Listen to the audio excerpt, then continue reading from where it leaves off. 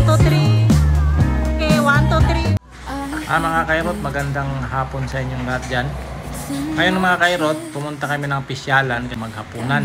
Napakaganda ng lugar mga kairot. Yung malapad na tubigan na yan, pwede kayo magbangka-bangka dyan mga kairot kung may oras pa. Kaso kami wala ng oras dahil hapon na eh.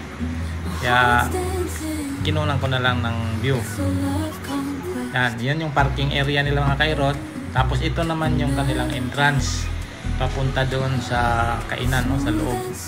Kaya medyo maglakad ka pa mula doon sa entrance papunta doon sa loob, no? Medyo pasok yan ng konti.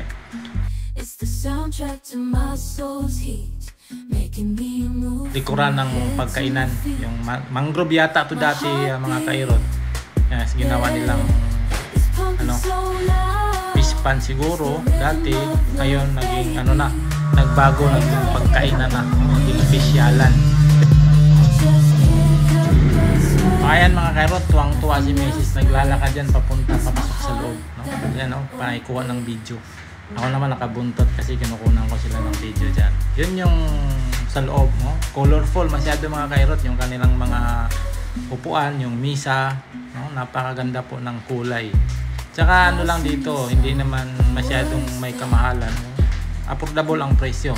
Yan si Mrs. mga kairot, hindi mapalagay saan naman siya pupunta. Yun pisyalan, meron din silang function hall na pwede niyong gamitin kung merong mga anong klaseng activity sa celebration mga kairot.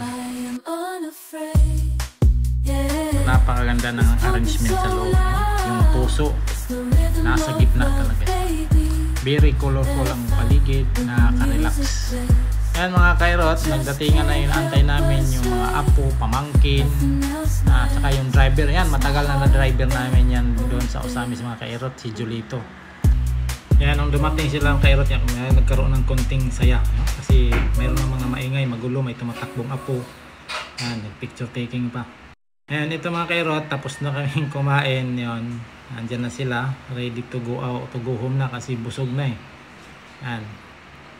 Yan, tinutulak na yung isa. Kaya maraming salamat mga kairot sa inyong pagsubaybay.